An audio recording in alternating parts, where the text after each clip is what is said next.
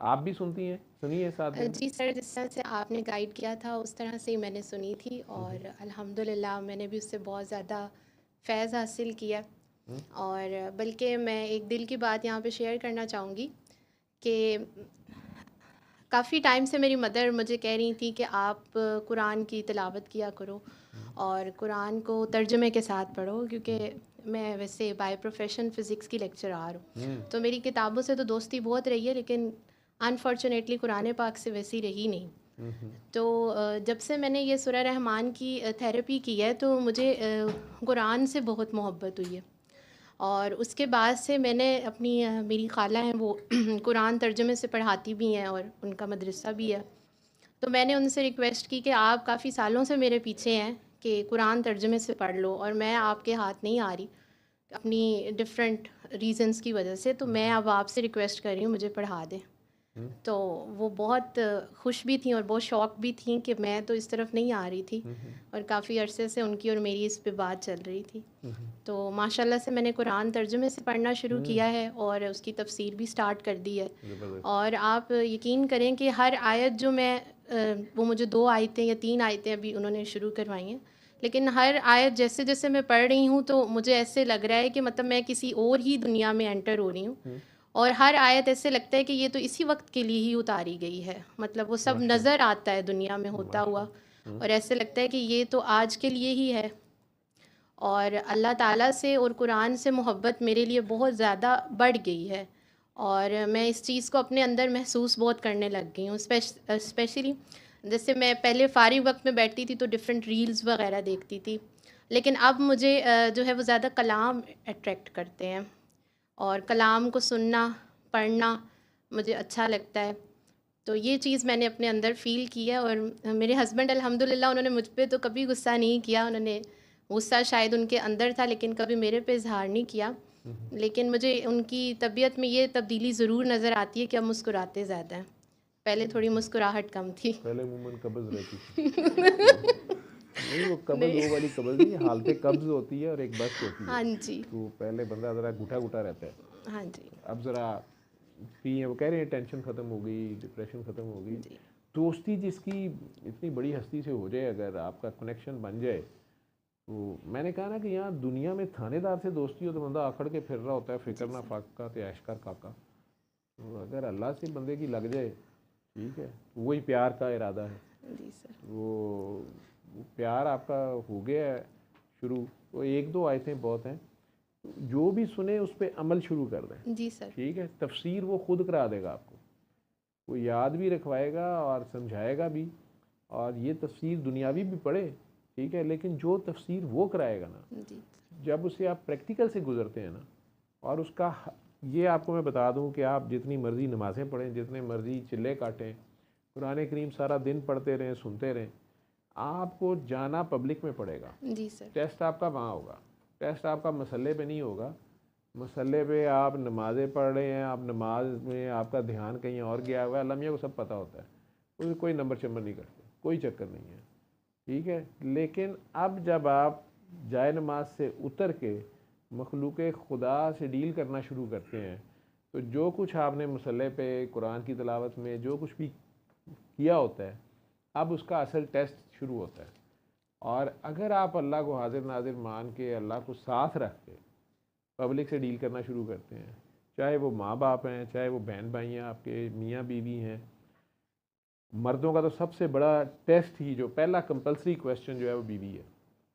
ठीक है, जाते साथ जो पहला सवाल हर शादीशुदा मर्द से होना है, वो बीवी का होना है। और कोई पता नहीं आगे एग्जामिनर भी वाइवा लेने भी बीवी बैठी हो, बंदा मुकर भी ना सके कि वो वैसे ही सवाल पूछे कि अच्छा वो जो आप रोटी उठा के फेंकते थे, वो जो आपको घर में एंटर होती मेरी शक्ल देख के जो आपको ऐसे हो जाता था, वो जो आप कभी कभार मेरी अम्मी अबू बहन भाइयों की शान में कसीदे पढ़ते थे, वो जो आप कभी कभी अपने घर वालों को दिखाने के लिए मुझे गालियाँ और मेरे पिछलों के बारे में मुगलज़ात बोलते थे, आपको पता भी थी मैं सैयदज़ादी हूँ, और वो जब आप कहते थे कि तेरे पिछले भी अंज हैं, तो आपने कभी सोचा था कि आप किन को कह रहे हैं? तो मेरा ख्याल है कि दुनिया का जो भी बादशाह हो, जर्नैल हो, जज होगा, अगर आगे बेगम साहबा उस वक़्त क़यामत वाले दिन एक्सटर्नल एंड इंटरनल एग्जामिनर के तौर पे बैठी हो, सबसे पहला टेबल वाइवा, ठीक है जी, आ जाओ जी, और फरिश्ते चुप करके पेपर साथ रख देंगे कि जी ये रिटर्न है, इसमें तो ये स्कोर है, बाकी वाइवा अब इनसे आप 1 to 1 पूछें ये करते क्या रहे हैं। तो मेरा तो ख्याल है कि होता है ना, एग्ज़ाम दुनिया में भी हम देने जाते हैं, अंदर जाते ही किसी एग्जामिनर की शक्ल देख के हम आधे फेल हो जाते थे। ये स्पेशलाइजेशन का एग्ज़ाम होता था ना, कुछ एग्जामिनर्स की रिप्यूट ही ऐसी थी कि बेचारे आधे लड़के हॉल में ही हम फेल हुए थे, वो सारे फलाने भी आए हुए हैं। तो उनकी मशहूरी ये थी कि वो घर से फेल ही करने आते थे। नाम सुन के ही आधे बेचारे फौज जैसे तीतर बेचारे जो है ना, फायर मारो वो 2-3 को फायर लगता है, 15-20 वैसे ही डिग पैंदे तो वो ये हाल हो जाता था। तो वहाँ पर मेरा तो ख्याल है कि जो ही कब्रों से निकलेंगे भागेंगे, और आगे टेबल पे अगर बेगम साहबा नज़र आई तो मेरा ख्याल उतनी स्पीड पे वापस कब्रों की तरफ आएंगे। अब कब्रें ना ज़मीन बंद कर दे तो, लेकिन मुझे यही लगता है कि उतनी स्पीड से यू टर्न आना है कि छड्डो परे कब्र ची चलो। लेकिन पता नहीं, सरकार ये पेपर आउट करके गए हुए हैं, ये क्वेश्चन उन्होंने बता दिया हुआ जाते हुए कि यार ओए काकियों का ख्याल करो, पहला क्वेश्चन इसी का है। कितना उन्होंने हमारे से प्यार किया हुआ है ना, वो लास्ट लम्हे हैं उनके, और बजाय इसके कि कोई अल्लाह कर रहे होते या इस्तग़फ़ार अल्लाह मियाँ से अपनी कोई कर रहे होते, कोई कर लूँ, उस हालत में भी उन्होंने फटाफट उम्मत को पेपर का पहला क्वेश्चन आउट कर दिया हुआ है। वो काकियाँ ओए बीवियाँ, पहला क्वेश्चन बीवियों का है। तो कोई पता नहीं, अम्मा खतीजा ही सबसे पहले आगे नज़र आ रही थी, लेने वही आई हुई हो, ठीक। इसलिए खुशकिस्मत हैं वो मर्द औरत, मियाँ बीवी, जो अगर आपस में प्यार से रहते हैं, और एक दूसरे प्यार में सबसे पहली चीज़ रिस्पेक्ट है। अगर एक दूसरे की रिस्पेक्ट है, और अगर बीवी दिल से रिस्पेक्ट करना शुरू हो गई है, मेरा ख्याल है मर्द की ये सबसे बड़ी कमाई है। और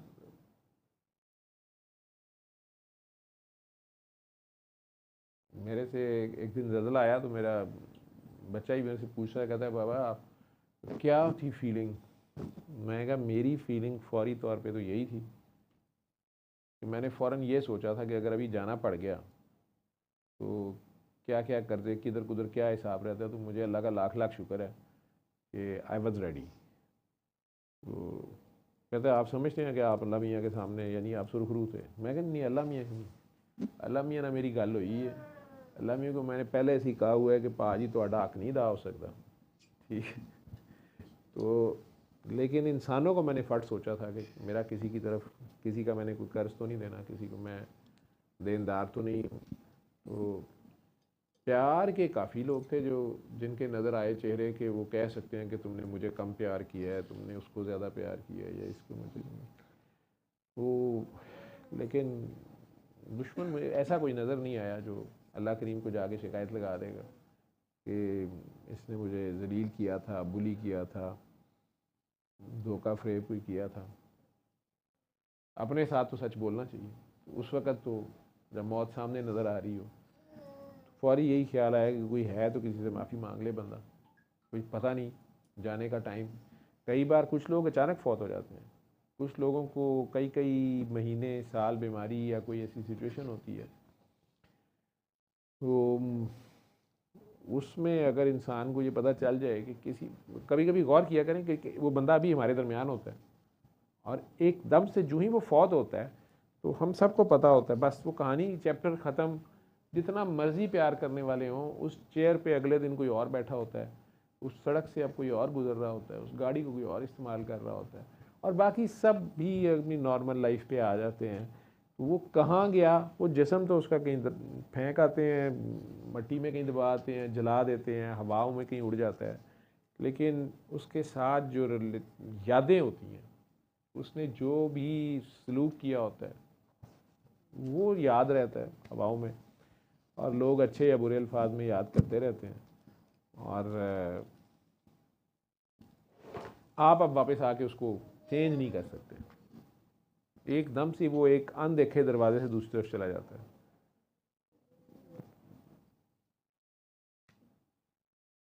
उस वक़्त से पहले पहले जितना भी प्यार बांट सकते हैं बेगर्जी और बेलौसी से, वो बांटें। और प्यार नहीं बांट सकते तो नफ़रतें ना बांटें, किसी को तंग ना करें, किसी की भलाई नहीं कर सकते ना करें, लेकिन लोगों को तंग ना करें, किसी दूसरे के लिए तकलीफ़ का बायस ना बने जितना हो सके।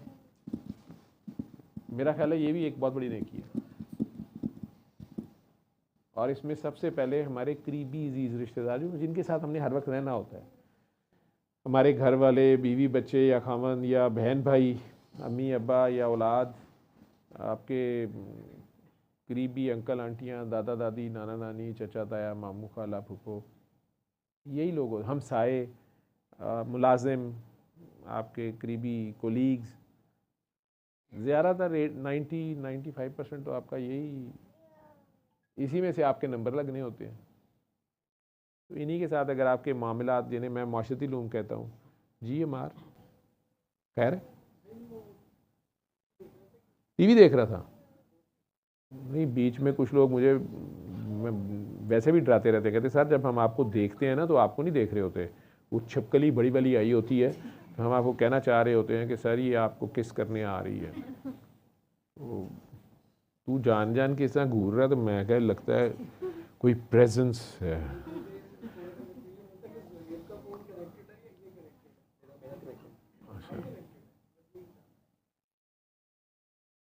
खैर, तो यानी आज वो दोनों नहीं है, महविश और सदफ, तो पीछे जो टीम है वो फुली कॉशियस है, अच्छा परफॉर्म करो। आज मैंने कहीं इंटरव्यू देने जाना था, और जो मेरी रूटीन है कि आप में से कोई ना कोई होता है जो रिकॉर्डिंग करता है, तो मैंने फिर तुम में से किसी को नहीं डिस्टर्ब किया कि इन सारों को तो पता नहीं रिकॉर्डिंग आती हुई है कि नहीं वहाँ पे इस तरह। तो मैंने पहली बार शायद ऐसा इंटरव्यू दिया जिसमें कोई मेरे पास डाटा नहीं है, कोई उसका रिकॉर्ड नहीं है, और अल्लाह तो अकल जाके मैं बैठ के देखी जाएगी, पॉडकास्ट था कोई। तो फिर मैं सोचा कि नहीं, कुछ बंदे तैयार होने चाहिए जो फारिग हों तो वो साथ आ जाएं या कर लें रिकॉर्ड।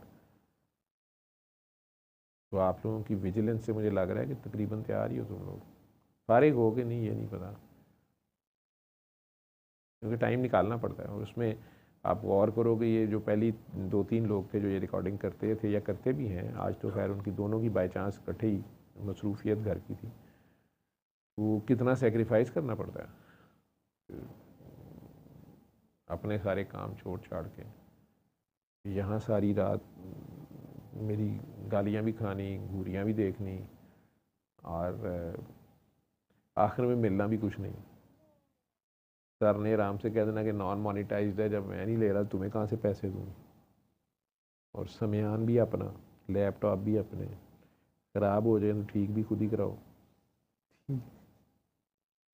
खैर ठीक है काकी जी, तो आपने माशाल्लाह तर्जमे से भी कुरान करीम शुरू कर दिया है, ये तो और अच्छी बात है। जितना उसमें से पढ़ती जाएं, सीखती जाएं, अमल का हिस्सा बनता जाए। ठीक है, 1-2 आयतें भी बहुत ज़्यादा होती हैं, और फिर आपको पता चलेगा कि हम समझते हैं जहाँ गोल ते आती है वहाँ एक आयत पूरी होती है, कई बार एक से ज़्यादा होती हैं, देखने में एक लग रही होती है। आयत कहते हैं इशारे को, हिंट्स।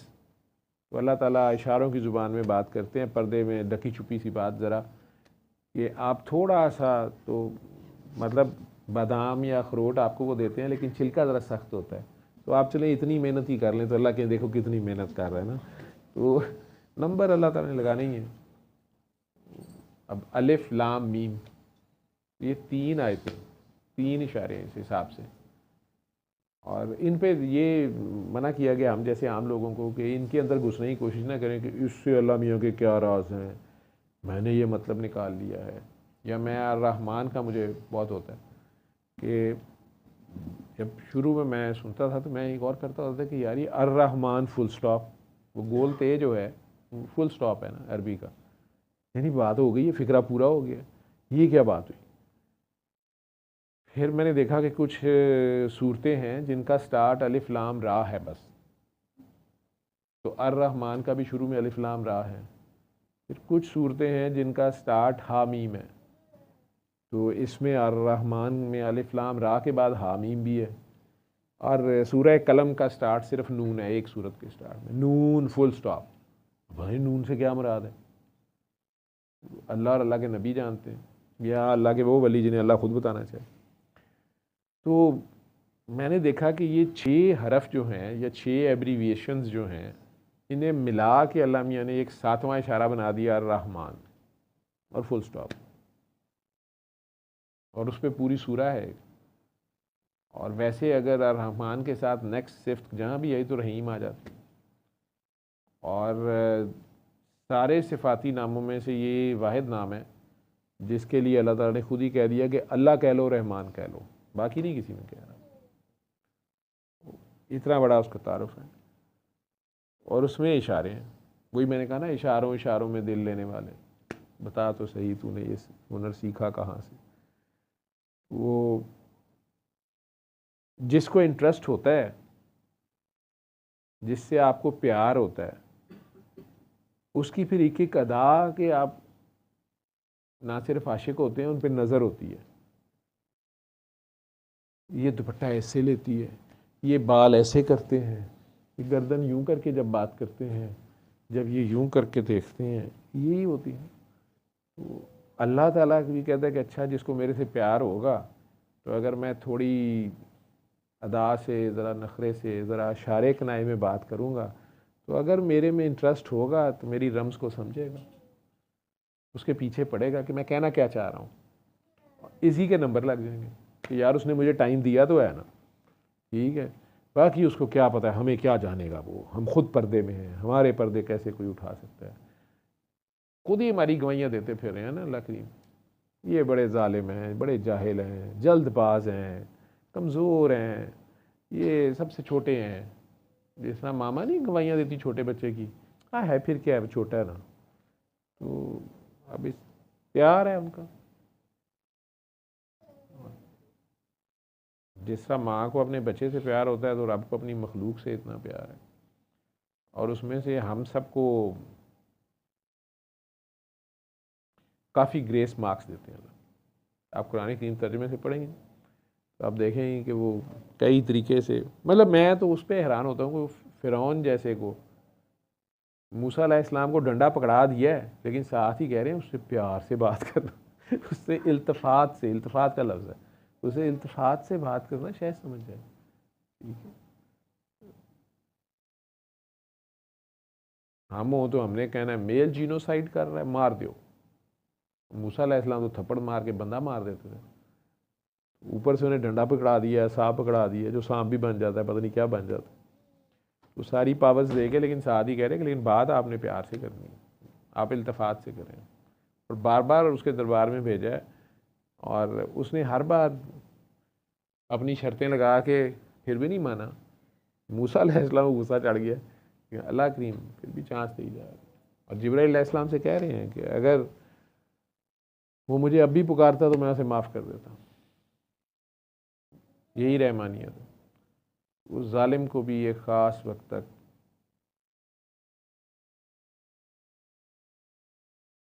चांस देते रहते हैं। शैतान को इतना लंबा चांस दिया हुआ है, उसने वाज़े नाफरमानी की है सबके सामने, अकड़ गया है, दूसरा चांस मिलने पे भी अकड़ा रहा है। फिर उल्टा कह रहा है कि आप ज़रा मुझे चांस दें, मैं इनको गलत साबित कर लूँगा। अगर हम गलत साबित हो गए तो हमने तो कहा ही नहीं था वी आर द बेस्ट, तो अल्लाह करीम नहीं कहा था, अल्लाह करीम को गलत साबित करने निकला हुआ है, फिर भी उसे चांस दिया। अच्छा चलो ठीक है जी ट्राम। हालांकि आदम अलैहिस्सलाम रो रहे थे बेचारे, फ़ौरन सॉरी करी जा रहे थे, जो है ज़मीन पे हैं, रोई जा रहे हैं, क्यों रो रहे हो, कहते मैंने आपकी नाफरमानी कर दी है, चलो तुम सॉरी कर लो। उन्हें खुद ही पढ़ाया भी है, रब्बना ज़ुलमना अनफुसना, सॉरी मतलब मान के उन्हें कह रहे हैं ठीक है आई एम सॉरी कर लो। उन्हें तो नहीं पता सॉरी क्या होता, उन्हें कर भी लिया है, फिर भी रोई जा रहे, आप क्यों रो रहे हो कि नहीं नहीं मैं बड़ी गलती की है ये वो। फिर क्या कह रहे हैं, कह रहे चलो वो नहीं ना मान रहा तो थोड़ी देर तुम अब इधर रह लो, फिर तो मैं वापस ले लूँगा। ये अल्लाह मियाँ ने वादा किया हुआ है, ठीक है। इसलिए आप लोग आदम ही राह करें, आदम को अल्लाह मियाँ वापस ले लेंगे, हवा भी रह सकती है, ठीक है। बस अल्लाह बनने की कोशिश ना किया करें। हम जब अल्लाह बनने की कोशिश करते हैं ना, चाहे खामद साहब हों, चाहे बीवी साहिबा हों, और चाहे कोई अफसर साहब हों, जब अल्लाह बनने की कोशिश करते हैं मुंह की खाते हैं, ठीक है, बाद में फिर बंदा बना भी नहीं जाता। सबसे मुश्किल काम जो है वो इंसान रहना है। उसने इंसान बनाया, इंसान रहे, यही रूहानियत है। अगर आप में इंसानियत है तो यही रूहानियत है। जानवरों को भी दर्द होती है, इसी तरह हमें भी होती है, चोट लग जाए, कोई भी सेटबैक हो जाए, लेकिन दूसरों का भी एहसास करना और उनकी मदद करना, ये इंसान का एक्स्ट्रा वास्ता है, दूसरों को हेल्प आउट करना, अवेलेबल होना, आउट ऑफ द वे जाके। और अगर बेनियाजी से ये करना शुरू कर दें, ये वो वस्फ़ हैं जो खलीफातुल्लाह में होने चाहिए, अल्लाह के नायब में ये तो होने चाहिए। जो अल्लाह का तर्जुमान है, अल्लाह का रिप्रेजेंटेटिव है, तो अल्लाह तो खाते नहीं है खिलाते हैं, सोते नहीं है सुलाते हैं, ठीक है। उतना का अगर आप अल्लाह की अदाओं को अपना लें आपस में डील करते हुए, कहते हैं ना रांझा रांझा कर दी नहीं मैं आप वो रांझा हुई, वो रांझा हो तो नहीं सकती, लेकिन उसकी अदाओं को आप अपनाना शुरू कर देते हैं। जो आपका हीरो होता है, आइडियल होता है, तो अब वैसे ही बैठना, वैसे ही चलना, वैसे ही बात करना शुरू कर देते हैं। कुरान करीम जो है वो बेसिकली, मुझे भी यही लगा है कि वो अर्रहमान के बाद साथ ही आगे अल्लाह ये कहते हैं अल्लाह मल कुरान, कुरान का इल्म दिया, और खलकल इंसान उसके बाद है। तो पैदा होने से भी पहले ये कुरान हमारे अंदर फीड होता है। जैसे इकबाल ने कहा ना, कारी नज़र आता है हकीकत में है कुरान। तो अपने आप को ही पढ़ना होता है, जैसे वो कही जा रहे हैं कि मैं अपने आप को टाइम देता हूँ, अपने आप के साथ बैठता हूँ, अपने आप को पढ़ता हूँ, वो कुरान आपका एक्टिवेट होता है। आपके कान में जो पैदा होते अजान दी जाती है, वो शायद इसी सॉफ्टवेयर को एक्टिवेट करती है।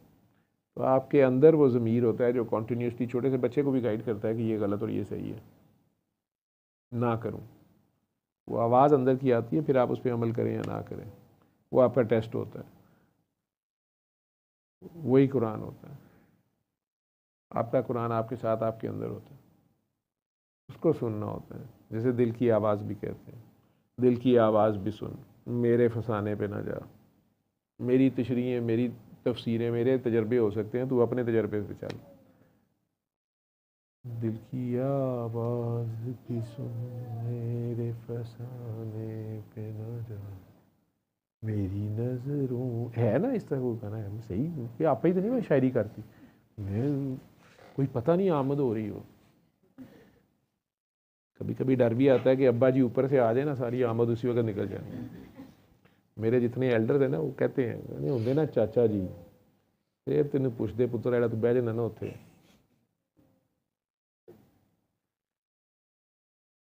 अल्लाह उन्हें करवट जन्नत नसीब करे। और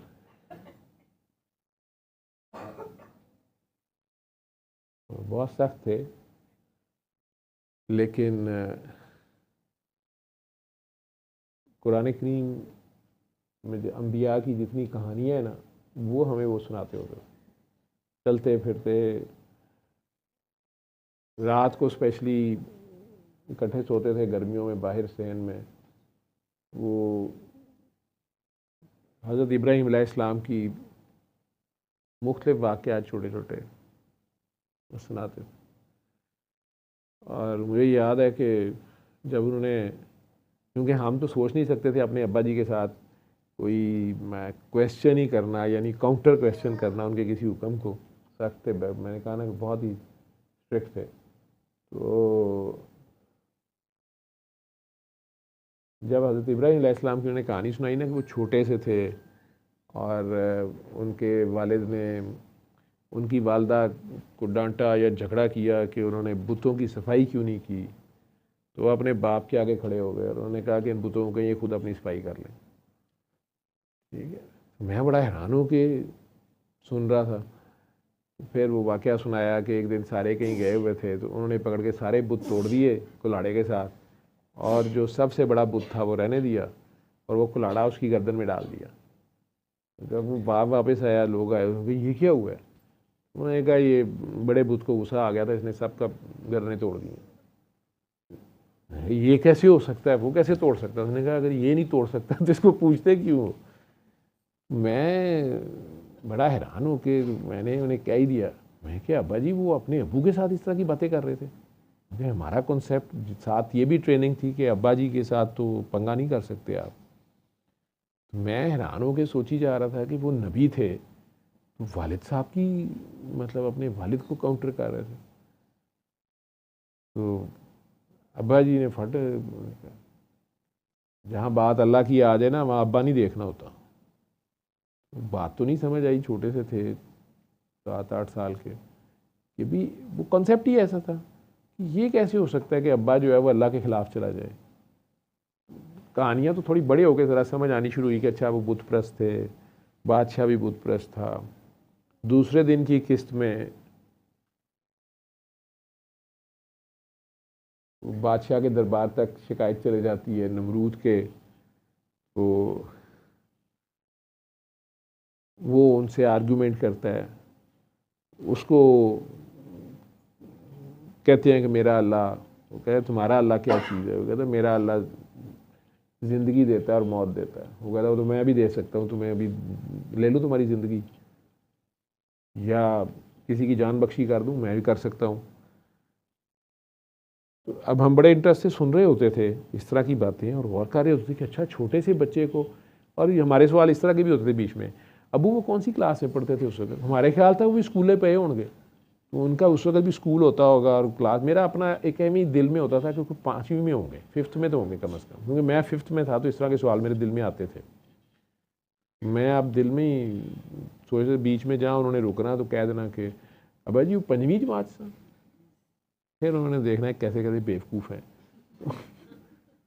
वो ज़्यादा टाइम में कह रहे हाँ इतनी की उम्र थी, ठीक है, बात आगे वो सुना रहे होते, उसमें उन्होंने साथ सुना दिया कि उन्होंने नमरूद को कहा, नमरूद था नाम उसका बादशाह का, नमरूद को कहा कि अच्छा तुम भी ज़िंदगी मौत दे सकते हो? उसने कहा हाँ मैं दे सकता हूँ। उसने कहा अच्छा फिर तुम इस तरह करो, मेरा अल्लाह जो है ना वो सूरज मशरिक से निकालता है, यानी इतनी एज में उन्होंने इतना गौर किया हुआ था अपने अल्लाह पे, तुम मगरिब से निकाल के दिखाओ। बादशाह लाजवाब हो गया, वो ये तो कर नहीं सकता था। तो हमने भी ऑटोमेटिकली सोचा कि अच्छा ये अल्लाह मियाँ वाकई ये मशरिक से निकलता, तो मगरिब से तो नहीं निकल हम, मगर तो हमारा कोई अल्लाह बनने का कॉन्सेप्ट उधर ही फौत हो गया। ठीक है, हमारे अंदर का नमरूद भी उस दिन ही नॉकआउट हो गया। ठीक है, और वो फिर उन्होंने कहानी सुनाई, मुझे याद है कि वो उसने कहा इसको आग में डाल दो, फिर वो आग जलाई गई, बहुत बड़ी आग थी, फिर भी वो नहीं डरे, हम चारपाई पे डरना शुरू हो गए। ये तो अब पंगा थोड़ा ज़्यादा हो गया, तो यहाँ पे तो वो सवारी कर लेना चाहिए, लाहौरिया होंदा तो उन्हें कह देना चाहिए बादशाह सलाम तुम माइंड ही कर गए मजाक मतलब यह थोड़ा होंगे, लेकिन वो अब हम डरे हुए हैं कि नहीं अब क्या ड्राप सीन होता है। लेकिन उन्होंने कहा कि वो आग में से गुजर गए, तो आग को अल्लाह ने गुलजार कर दिया, बाग बना दिया। और हमने कहा भाई बादशाह को क्या हुआ? हमारा ख्याल था कि बादशाह मान गया होगा या उसने आई एम सॉरी उसने कर लिया होगा या डर गया होगा।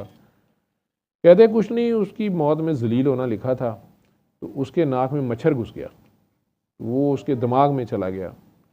अब मैं डॉक्टर बन के सोचता हूँ कि शायद उसको सेरेब्रल मलेरिया हो गया था, मतलब मलेरिया का जरासीम जो है वो दिमाग में घुस गया, तो उसको सर दर्द होती थी, मच्छर अंदर पता नहीं फड़फड़ाता था, तो वो फिर जब तक उसके सर में जूते नहीं मारते थे ना उसकी सर दर्द नहीं ठीक होती थी। तो फिर एक बंदा हर वक्त ड्यूटी पे रहता था कि उसके सर में जूते मारे, तो वो जूते खाते खाते मर गया। लेकिन इस चीज़ ने हमारी नफसियाती सेहत पे इतना असर डाला कि जब कभी, क्योंकि बाहर सोते थे, तो वो आपको पता है पाकिस्तान के मच्छर बड़े बदतमीज़ हैं, वो भी कहीं कहानी सुन रहे थे। तो हमारा कोई जो थोड़ा बहुत नमरूद रहता था हमारे अंदर दिमागों में, वो अचानक सोते में, वो नाक में भी उसने कहीं ट्रैवल करने चले जाना, तो सोते में भी एकदम बंदे उठ, तो पहला ख्याल यही आना कि यार मैं कोई नमरूद तो नहीं बना, अंदर चला तो नहीं गया। ठीक है, सुबह उठ के भी साथ चेक चुक करते रहना कि दर्द तो नहीं हो रही, जूते तो नहीं खाने। तो आपस में एक दूसरे को कहना तुम्हें क्या हुआ, नाक में मच्छर चले गया, तेरा नमरूद वो मारने आया था। वो कुरान करीम की कहानियाँ पढ़ते सुनते, उसमें पता नहीं वो जितना छोटे छोटे थे हम, 8-10 साल 9-10 साल इतनी एज होगी, हाँ 77-78 की बातें मैं कर रहा हूँ, 79, छठी 7वीं 8वीं में थे। साथ छोटे भी सुन रहे होते थे, उसी में कहीं सो जाते थे। फिर हज़रत इस्माइल की कहानी आ गई, उसमें बड़ी हैरानी होनी। ठीक है, और मुझे याद है कि बार बार मैंने पूछा कि नहीं तो हज़रत इस्माइल मान गए, वो तो खुद साथ चल पड़े। असी दिलों सोचना कि भाई साडा ना अब्बा कहे मैंने तो नहीं मानना, ये क्या बात है, मतलब छुरी फेर दी जाए, डर भी आना। तो हज़रत इस्माइल के अब्बा जी वो फिर वो पैगंबर हुए बहुत बड़े, अच्छा तो पैगंबरी का शौक भी निकल गया। असी कर रहने दियो भाई ये तो बहुत मुश्किल सा काम है। ठीक है, कौन आग में से गुजरे और कौन छुरी के नीचे लेटे, ना अल्लाह बनना रह गया ना नबी बनना रह गया। आखिर में सीट बची बंदे की। वो अब्बा जी वैसे ही कहते रहते, ओए बंदा बन, जहाँ में गलती कर रहे हो। तो शुरू में सोचते थे कि यार बंदे तो हम हैं, क्यों कहते हैं बंदा बन, लेकिन फिर आहिस्ता आहिस्ता पता चला कि बंदा भी बस बनते बनते ही बनता है। और जब ज़रा बड़े हो गए आखिरी साल में, तो तब वो कहते थे ओए बंदा पुत्र बन। तो पता चला कि अब ये मायूस हो रहे हैं हमारे से कि बंदे तो नहीं बनते, चलो बंदे के पुत्र ही बन जाए। तो ये 2 सीटें बहरहाल फिर भी कुछ एक्सेप्टेबल हैं। तो कोशिश करें आप बंदा बन जाएं, बंदे नहीं बन सकते तो बंदे का पुत्र बन जाए। ठीक, और अगर अपने इर्द गिर्द किसी को देखें, घर में अपने, बाहर नहीं, तो अपने खामन को हेल्प आउट करें बंदा बनने में। कहते नहीं अगोनी जी मेरा बंदा है, ठीक है, पता नहीं मैं हैरान होता था जब शुरू में नया नया पूछा अब्बाई से, भाई बंदा कहते कहते अल्लाह का बंदा बनना होता है। तो मैं बड़ी देर डरता रहा, यही समझता रहा कि ये शादी जब होती है तो काकी जो है ये शायद अल्लाह मियाँ इसमें होते हैं और दूसरा बंदा होता है। आगे जाके पता चला कि ये पंजाबी का बंदा है, एक काकी है एक बंदा है उसका।